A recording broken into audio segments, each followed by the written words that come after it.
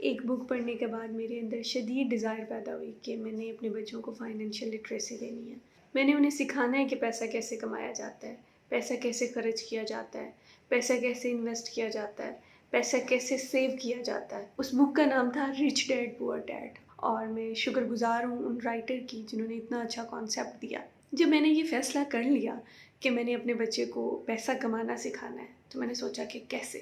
پہلا پلان جو میں نے سوچا وہ یہ تھا کہ میں کسی شاپ پہ، کسی جنرل اسٹور پہ گھر کے قریب بچے کو بھیجنا شروع کرتی ہوں.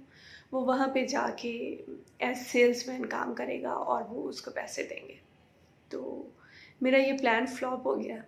وہ اس طرح کہ اگلے ہی دن مجھے ایک چائلڈ ابیوز کا واقعہ پتہ چل گیا اور میں بہت ڈر گئی. میں نے کہا بھاڑ میں جائے سب کچھ، میرے بچے مجھے بہت عزیز ہیں، میں ایسا کچھ فیس نہیں کر سکتی اور میں ایسا کچھ رسک نہیں لے سکتی.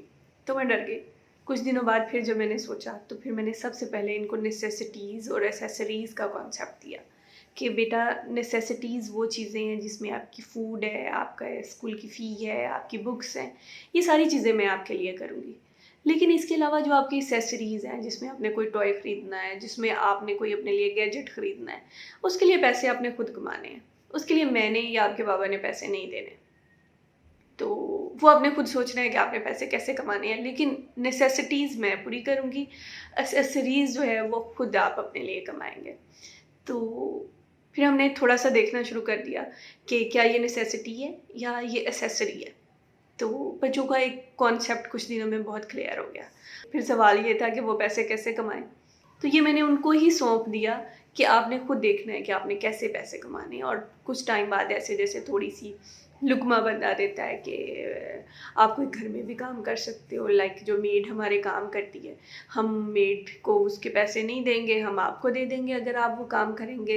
اور اگر ہمارے بھائی گارڈن میں پانی لگانا ہے، ہم نے ہمارا کچن گارڈن ہے، سبزیاں، اس میں پانی لگانا ہے اور گھر کی صفائی کرنی ہے، ڈسٹنگ کرنی ہے، کپڑے دھونے ہیں، تو یہ کام جو ہم باہر سے لیتے ہیں سروسز، تو وہ آپ اگر کریں گے تو میں آپ کو پے کر دوں گی. تو بچوں کو یہ آئیڈیا بہت پسند آیا، تو انہوں نے تھوڑا تھوڑا کام کرنا شروع کر دیا. تو میں کیا کرتی تھی کہ وہ تھوڑا کام کرتے تھے، سم ٹائم ان کو تھوڑے زیادہ پیسے دے دیتی تھی. تو اس طرح سے سلولی انہوں نے پیسے کمانے شروع کر دیے. ان کے اندر جو ہے نا ایک شوق پیدا ہونا شروع کر دیا. پھر ان کے اندر خود بھی آئیڈیاز آنے شروع ہو گئے کہ ہم نے کیسے پیسے جو ہے وہ کمانے ہیں. تو بیٹا میرا اسکول میں گیا، اس کے اسکول میں ایک ڈائنوسورس کی پکچر چاہیے تھی. تو اگلے دن آیا، کہتا ماما یہ مجھے اس کے نا 10 پرنٹس لا دیں. تو میں نے کہا بیٹے آپ نے 10 پرنٹس کیا کرنے ہیں ایک ہی پکچر کے؟ تو مجھے کہتا ہے ماما جس دن یہ اسائنمنٹ سبمٹ ہونی ہے نا، بہت سارے بچوں کے پاس یہ پکچر نہیں ہونی، تو پھر میں انہیں سیل کر دوں گا. تو میں نے اسے 10 پرنٹس جو ہیں وہ لا دیے، اور نیکسٹ ڈے وہ جو پرنٹ اس نے 1 روپی کا ہو جاتا ہے، تو وہ اس نے وہ 10 روپیز کا یا 20 روپیز کا بچوں کے اندر وہ سیل کر دیا. پھر اس نے دیکھا کہ اس کا لنچ جو ہے دوسرے بچے بہت پسند کرتے ہیں، تو اس نے لنچ زیادہ لے کے جانا شروع کر دیا. اور وہ جن بچوں سے کہتا تھا ٹھیک ہے یہ ایک باکس جو ہے میں سیل کرتا ہوں. اس طرح اس کے اسکول کے بچوں کو اس کا اچار بہت پسند آیا. وہ ایک دن لنچ میں لے کے گیا تو انہوں نے اسے مانگنا شروع کر دیا. اس نے کہا ٹھیک ہے میں آپ کو لا دیتا ہوں، آپ کو خرید لیں مجھ سے. تو اس نے وہ گھر سے اچار لے جا کے بیچنا شروع کر دیا. اس نے دیکھا کہ اسکول میں بچوں کو ان ٹوائز کی بالز کی ضرورت پڑتی ہے، بوائز کو جو بھی اسکول میں چیزوں کی بچوں کو ضرورت پڑتی ہے اس نے وہ لے جا کے نا یہاں سے پروفٹ کے ساتھ ان کو سیل کرنا. تو جب میری بیٹی نے دیکھا کہ بھئی یہ تو اس کے پاس تو بڑے پیسے آتے جا رہے ہیں اور میرے پاس کچھ نہیں ہے، تو مجھے کہتی مما میں کیا کروں، میرے پاس تو تھوڑے پیسے ہیں، اس کے پاس زیادہ پیسے. تو میں نے کہا کہ آپ خود سوچو. اس نے اپنے آئیڈیاز وہ خود لاتا ہے، خود اس پہ کام کرتا ہے، خود محنت کرتا ہے، خود کماتا ہے، تو آپ بھی خود سوچو. تو اس کو شوق تھا کرافٹس کا، تو اس نے چھوٹی چھوٹی چیزیں بنانی شروع کر دی. لائک اس نے پینسل رکھنے کے لیے پاؤچز بنانے شروع کر دیے.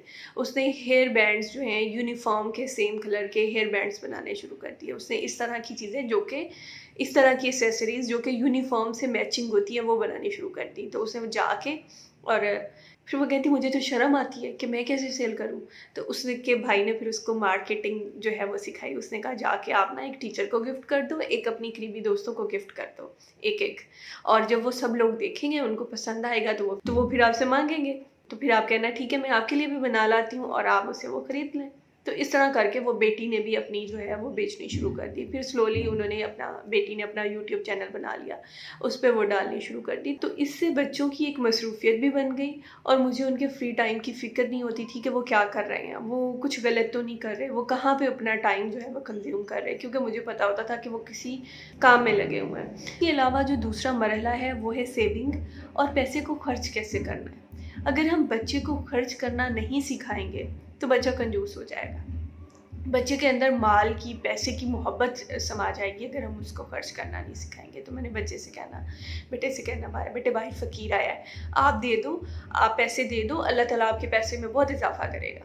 تو وہ اس کو کسی نہ کسی طریقے سے پھر میں کمپنسیٹ کر دیتی تھی. کوئی اس نے کام کیا, کچھ کیا, اس کو ریوارڈ دے دیا, کسی چیز کا انعام دے دیا, تو تاکہ اس کے اندر یہ پیدا ہو کہ پیسہ خرچ کرو نا اللہ کی راہ میں تو پیسے جو ہیں وہ بڑھ جاتے ہیں, کہیں نہ کہیں سے پیسے جو ہیں وہ آ جاتے ہیں.